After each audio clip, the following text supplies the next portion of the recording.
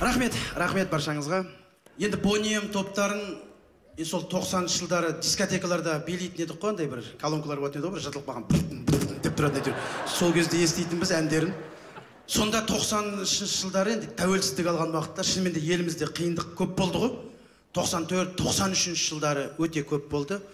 Сол уақытта деймді, бірақ халықтың көңілі вроде нормально болды. Дым жоқ. Дүкенде де дым жоқ, пустой. Сондай заман болды ғой. Коммерсанттарға рахмет әйтеуір, сол кезде асырады ғой. Қытайдан ала сумкамен товар тасып. Ақша да жоқ. Бәріміз жаздырып алатынбыз қарызға. Сонда бүкіл ауылдың арманы еді, жаңағы коммерсанттың қарыз дәптері жоғалып кетсе екен деп отыратынбыз. Сонда барлығымыз сонда тек көретінбіз, сериал қарап отырамыз. Богатый тоже плачет, просто Мария дегендер. Солармен бірге жылап, солармен бірге күліп, уайым жоқ. Келесі жылы зарплат береді екен деп мәз болып отыратынбыз. И то оның өзінде мұғалімдер, қалғанымызда шанс жоқ вообще. Расымен ғой, сонда әжем айтатын еді, ана бір ауылда Жазира деген қыз болатын еді. Соны алып алшайшы деп. Менен 4 жас үлкен ол. Мама қойшы, ол 3 емес деп. Мұғалім қайтыр өлмейсіңдер ғой құрсын деп жаңа. Сондай замандар болды ғой енді. Дым жоқ кездер ғой енді. Халықтың бірақ настроениесі күшті бірақ. Бір той болса бәрі ағайын туыс болып жинала қалып тойлап тастайды. Енді сол кезде деймін де басымызға кім шықпады деймін де, бәрі шықты ғой енді. Енді сахнада тұрып айтып жатыр деп ренжімеңіздер, битке дейін басымызға шығып кетті ғой. Жоқ, расымен сондай заман, қиын заман болды да. Ұмытып кеттік қой сол заманды. Сонда біз класста отырамыз, мектепте отырғанда, бұл жерде қызыл повязкасы бар. Ол кезде тазалықшы деген болатын, қазір заман күшті ғой, Аллаға шүкір. Ондай жоқ қой қыз, тазалықшы деген, бәрі таза ғой, шүкір. Бұл жерде қызыл повязкасы бар, бір 3 қыз кіріп келетін бейді. Біреу сельсоветтің қызы, біреу әкімнің қызы, біреу мектеп директорының қызы. Олар бас қарайды кәдімгі. Олардың басын ешкім қарап жатқан жоқ, Құдай білсін. Үшеу кіріп келген кезде бар ғой, бүкіл мектепті директордан өйтіп қорқпайсың, ана үшеуінен қорқасың бар ғой. Бірдеңе шығып тау болса бәлеге қаласың кәдімгі. Ана кіреберісте Стен газет деген болатын, соған іліп қояды. Линейкеге шығарады, бір олимпиаданың чемпионы болып келгендей кәдімгі. Сонда аналар келіп бүйтіп қарап отырған кезде бәрін қарап отырады. Ойбай, мені ұмытып кетсе екен деп отырасың. Ұмытама олар. Кезек саған келеді, мына жерден бүйтіп қарап отырған кезде ішіңнен айтып отырасың ғой. Мына жаққа кетіп қалса екен, мына жаққа кетіп қалса екен. Табылмаңдаршы, пожалуйста, табылмаңдаршы, мына жаққа кетіп қалса екен деп. Сондай замандар болды ғой деймін, қызық. Сонда үйге келесің, үйдегілерге айтатын шығар енді. Свет жоқ, шам жағып қояды. Мамаң ақ орамал жай жібереді. Бәріміздің отбасымыз сондай болды ғой. Сонда үкімет шығарған ғой. Қаз жоқ қой, үкімет шығарған биттарақ деген болатын кәдімгі. Сүйектен бе бірдеңеден жасаған жаңа. Мамаң қылышын алып шыққандай алып шығады, деп жаңа. Тараған кезде ойбай, ат жарысы секілді ана жерде бит жарысы болады ғой кәдімгі. Убийца үйдің кенжесі, әне кетті, дұрыстап қарасайшы, нағып отырсың деп жаңа. Қазір күліп отыр, ұмытып кеттік те. Қазір бит жоқ басымызда, бірақ кредит. Бірақ кей кезде ойлап қоясыз, бит жақсы еді, құрсын кредитке қарағанда деп жаңа. Сол заман, ұмытып кеттік қазір. Қазір вроде бәрі бар. Бірақ көңіліміз бұрынғыдай емес та. Что-то бірдеңе бір жетіспей тұрған сияқты бүйтіп тұрамыз да біз. Расымен сондай кап. Вроде бәрі бар, Аллаға шүкір. Бірақ бірдеңе жетпейтін сияқты болып тұра ма, мен өзім қараймын ғой, қоғамда сөйлесіп отқанда, бір ренжулі ма, білмеймін, вроде бәрі нормально ғой деймін. Шүкір ғой. Заманымыз жақсы. Кредит төлеп беріп жатыр 300 мыңнан. Біз өзімізден де бар ғой деймін ғой да. Бір банктан 300 мың төлеп беріп жатса, екінші банктан 300 мың алып жатыр ғой қайтадан деймін да. 20 мың төлеп беріп жатыр. Биыл енді 2019 жыл бір енді сондай жаңалық көп жыл болды ғой, сайлаудан басталды. Сайлау дегенде күлкім келеді. Ана Украинаның президенті Зеленский президент болып кетті ғой, КВНчик. Сонда сайлау бастап жатқанда біреулер жазып жіберген ғой, өсек қой енді. Наш КВНчик Турсунбек Кабатов баллотируется президента Республики Казахстан деп. Естідіңіздер ме? Мен оны білмеймін ғой, таңертең ұйқыдан тұрсам, біреу жазып жіберген ғой, ерігіп отырып сайтта жаза береді ғой жаңа. Көшедегі адамдардың өздері маған бүйтіп қарап, мен танып тұрған шығар деп мән бермейсің ғой, жүре бересің ғой, здравствуйте. Жұмысқа келсем де кәдімгі, мы с вами, мы поддержим вас деп. Не оқыды? Сіз президенттікке түсейін деп жатсыз ба сайлауға дейді. Жоқ, сайттарда жазылып жатыр ғой дейді. Ой, өтірік нәрсе. Мен білмеймін, қалай нәрсе. Біреу жаза салған шығар деп. WhatsApp-қа шығып жатыр ғой, даже бар ғой. Достарың, өмір звондамаған достарың. Давай, мы поддержим тебя. Ей, өтірік. Біреулер звондап, қой өтірік нәрсе ол, сенбеңдер. Солай ма? Конечно. Тіпті мамам звондап тұр ғой енді, былай қарасаңыздар. Қолыңнан келетін шығар енді, көрсейші деп жаңағы.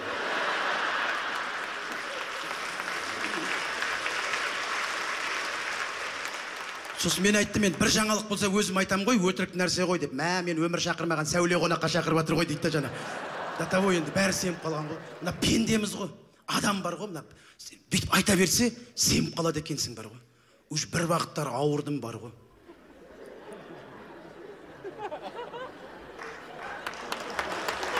Біз өз сондаймыз ғой. Алдын ала бірдеңе естіп, сондай сен что-то өсейін деп жатқан сияқтын деп біреу айтып қойшы, ол өзінен өзі қуып жүреді кәдімгі бүйтіп шынымен мен де сондай ауруға пайда болдым бар. До того ауырдым ғой бар.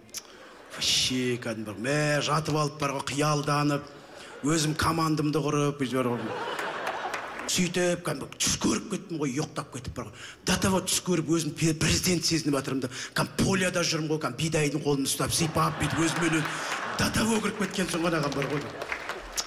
Адам деген бар ғой, ауырайын десе бір сәт екен бар ғой. Вообще кәдімгі. Күнделікті үйден шыққанда көршілердің өздері, ой, Тұрсынбек қалай деп амандасқанда амандасасың ғой. До того уже қолын көтере алмай қалсың ғой, бүйтіп амандасып жүр. Барып машинаның артына отырып алғам ғой. 2 минуттан кейін есіме түсті ғой, неғып машина жүрмейді десем, өзім айтады екенмін ғой деп жаңағы. Адам өзі ауырайын десе 6 секунд негізі бар ғой. Сосын айттым, қой құрсын, шымшық сойса да қасапшы сойсын дейді. Әркімнің өзінің келетін ісі болады, жұмысы болады. Сондай азаматтар біздің елімізде қазір Аллаға шүкір көп. Ал мен болсам осы халықтың алдында әзілімді айтып жүре бергенге не жетсін деді. Өсек қой жалпы жаңа көктемде болған неше түрлі өсектен шығады. Біз енді жалпы бір әлем, бір мемлекет iPhone ойлап тапса, біреулер Мерседес ойлап табатса, біз өсек ойлап табамыз ғой неше түрлі. Ана iPhone-ды бір айда таратып, Мерседесті 6 айда тарататса, біздің таңертең шыққан өсек WhatsApp-пен өз кешке дейін бүкіл Қазақстан біліп отырады. Расымен сондай. Мына қазір 2019 жыл деп жатырмыз. Неше түрлі енді қазір жаңалықтар, жағдайлар болып жатыр. Айтпаса енді айтпады дейсіңіздер. Енді қазір көп балалы аналарымыз да өздерінің наразылықтарын білдіріп жатыр. Мен осы сол барлығы бір-бірін түсінсе екен деймін да. Түсініп елімізде тыныштық болып, мына Аллаға шүкір барлығы керемет болатын заман міне келе жатыр. Бірақ енді кейбір министрлер де енді айтып қалды ғой, сол кезде көп балалы аналар көтеріліп отырған уақытта сол балдар дүнияға келгенде бізбен ақылдастыңыздар ма дегенде сондай болды ғой енді былай қарап отырсаң. Бір жағынан ойлап отырсаң, андай моментте вообще ақылсызрақ болмайсың ғой, мысалы үшін деймін да. Қалай енді адам басқа әлемде жүргенде ақылсырайсың ба вообще? Вообще қызық деймін да вообще. Миыңа ештеңе келмей қалды ол кезде енді вообще. Вообще негізі ол моментте емес, таңертеңнен бастап дайындалу керек шығар деп ойлаймын оған жаңағы. Бүйту керек деп ойлаймын, таңертең кәдімгі әйеліңді жуындырып, шайындырып, киіндіріп алып, бір үлкен жаңағы органға барып. Саламатсыздар ма, қалдырын салай. Жоқ, ештеңе керек жоқ, просто жай тек. Ақылдасайық деп келіп тұр едік жаңағы. Ақылдас. Не десе, білмеймін қалай айтарын білмей тұр енді бар ғой. Енді айтпаса айтпады дейсіздер енді.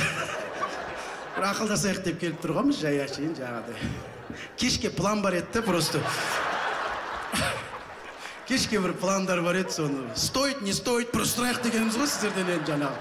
Сондай бір немен келіп тұр едік деп жары. Бұлай жалпы 9 айдан кейін мемлекетте қандай бағдарлама болып отыр вообще. Соны сұрайық дегеніміз ғой деп қызық қой енді ондай моментте вообще. Ақылдаса алмай қаласың ғой деймін да мысалы даже. Біз енді не то что ақылдаспақ түгіл сағатқа қарайтын уақыт болмай қалады ғой енді.